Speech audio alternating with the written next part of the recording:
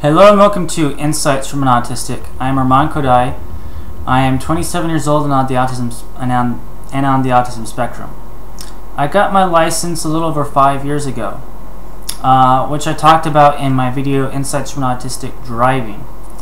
And at first, for the first couple of years or so, driving was very tiring. I used up a lot of my energy, especially if there's traffic to deal with. And I couldn't drive for too long without getting very tired. Now I'm a little bit more used to driving. I usually don't drive too long, too far of distances, but even when I do, I'm not usually too exhausted as I was in the past. Anyway, what I want to talk about is perhaps some techniques and some suggestions if you are an individual on the autism spectrum who wants to learn how to drive. First, I want to put a disclaimer. I don't think that everyone who has Asperger's or autism or PDD and OS should be allowed to drive. I think it could be a danger to some people. If you have a processing delay, if it takes you a while to think things through, then driving might not be the best choice for you, because there's a lot of distractions that have to keep track of a lot of things. So that's the one thing about autism is we tend to be very focused, and the unfortunate thing about driving is you have to have your mind all over the place. But with that said, I think driving is a very empowering thing, and I think it's very important that people on the autism spectrum do learn it if they have that capability. I would say I know about a dozen or so, maybe a little bit more, people with autism and Asperger's who have a driver's license.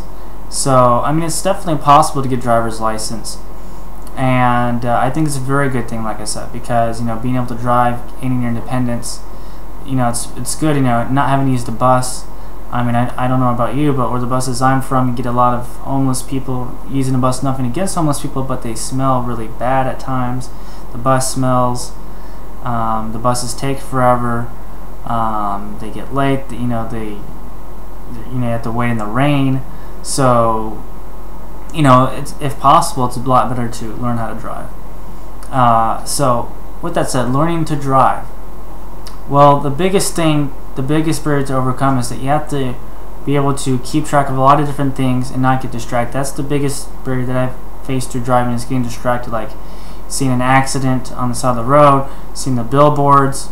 So if you get distracted easily, you need to learn how to control that distraction. So meditation might help with that.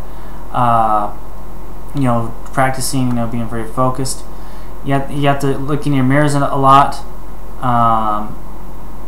and just be very safe. So how do you go about doing that? Well, that's a very good question, and I'm not 100% certain how you learn how to do it. Practice is really probably the best answer, and you got to keep practicing. I had a lot of driving instructors, so you might want to hire a private driving instructor who's willing to work with you beyond the required hours. Because most driving instructors, they give you 3 lessons, that's it. So you might want to hire someone, or find a friend, or a parent, or a brother, sister who is willing to take the time to work with you and to go over and over again. In the beginning, you should start in the parking lot. Don't start off driving in the driveway and taking off and going who knows where, because that's probably dangerous if you haven't driven before. So I recommend driving in the parking lot, learning how to park, driving in circles a bit, backing up, getting used to, getting comfortable with driving in general. And then after that, find streets that aren't busy, like streets by people's homes. Drive on not so busy streets. Get practice there.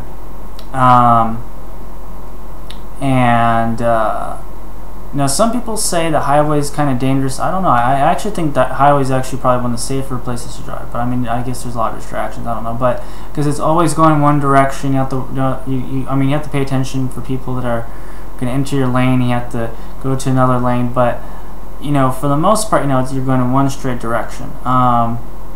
Whereas if you're driving on the side streets, you're going to Target, You have to worry about the stops, you know, the traffic light, people possibly making illegal left turns. I've seen it happen, and yet there's a lot more to keep track of that way.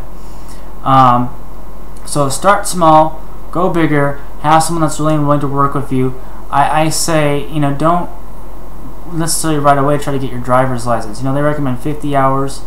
I think for someone on the autism spectrum, 100 hours is probably a better goal.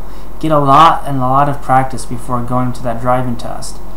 And even after you get the license, if you don't still feel comfortable, still work with someone. Don't just start driving on your own.